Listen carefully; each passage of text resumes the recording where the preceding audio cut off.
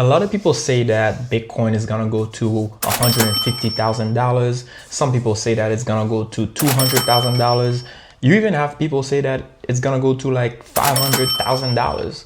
And to be honest with you, I personally think that Bitcoin is gonna go to $100 million per Bitcoin. And hey, listen, this is not gonna happen in the next 5 years, not in the next 10 years, but I am not a short-term holder of Bitcoin. I'm gonna hold my Bitcoin for the next at least 30 years. And let me show you why I think Bitcoin is gonna go to over $100 million. This is the list of some of the countries right now that are thinking about adding Bitcoin as a strategic reserve. To even consider adding an asset as a strategic reserve, that asset cannot be a scam. Here are the list of the countries right now that are thinking, or if not, some of them are probably starting to add Bitcoin to their reserves. But these are the countries that I found so far. You have the United States, of course, you got Russia, China, Japan, Germany, Brazil, Poland, El Salvador, Bhutan, United Kingdom, Hong Kong, Switzerland. The biggest thing right now is probably going to be whatever our president is going to say, I think today or within the next couple of days. So if the United States decide to create a Bitcoin strategic reserve, then the rest of these countries are gonna have no choice but to create a strategic reserve themselves, because they do not want to be left behind. And on top of that, we also have 13 states that are thinking about adding Bitcoin as a strategic reserve. So not only that America is thinking about adding Bitcoin as a treasury, you also have 13 states on top of the country itself. So you have the country plus 13 individual states. I don't think you understand that there isn't enough Bitcoin out there for everybody to have a Bitcoin strategic reserve. I don't think you get that. Out of all these states, we have New Hampshire, Alabama, Florida, Pennsylvania, Texas, Ohio, North Dakota, and I think Massachusetts was one of the states that tried to submit a bill to actually have that as a reserve as well. And I'm sure that there are going to be many more states that are going to try to do this. On top of all the states, we also have all the ETF that are currently buying Bitcoins. We have BlackRock, Fidelity, Grayscale, ARK, Bitwise. So you have countries, you have states, and you have Bitcoin ETF so far. Last year, they accumulated over 1 million Bitcoin. And I'm sure that this year, they're gonna try to accumulate as many Bitcoin as they can. And you think I'm done.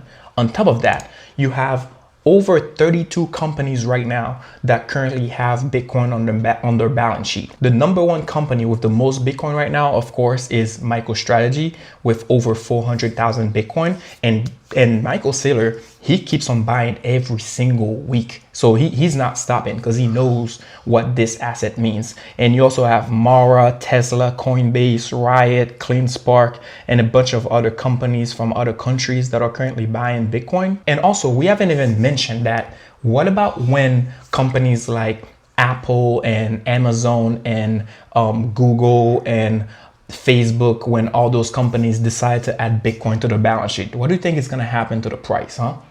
Ever think about that? Right now, the price of Bitcoin is about $105,000.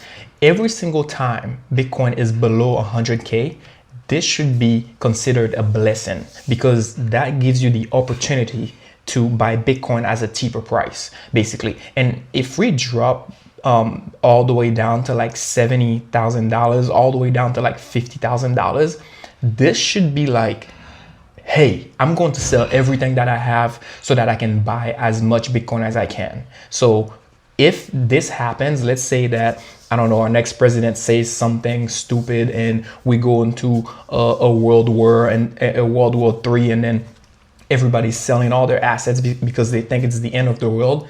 This is when you should be buying Bitcoin. As long as nothing changes fundamentally with Bitcoin, like let's say if the supply doesn't increase from 21 million to 22 million or something like that, then you should be accumulating as much Bitcoin as you can while everybody's running away, because this is the best asset on the planet at the moment. And a lot of people think that they cannot afford Bitcoin because it's at $100,000 and they think they need to buy a full Bitcoin. But let me tell you something. You do not need to buy a full Bitcoin. You can buy it $5 a day if you want to. You can buy $5 a month if you want to. Right now, $10 will buy you right about 10,000 Satoshis.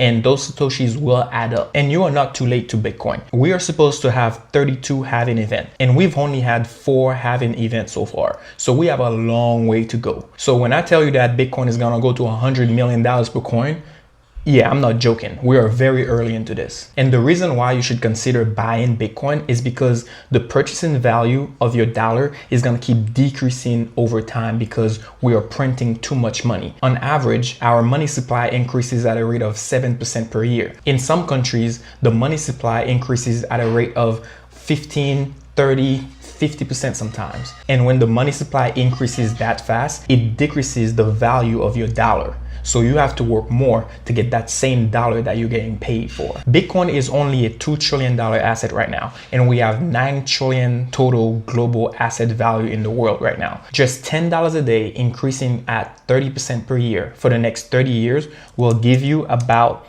$35 million in 30 years. So if you watch this video and you do not start investing into Bitcoin, then good luck to you, my friend.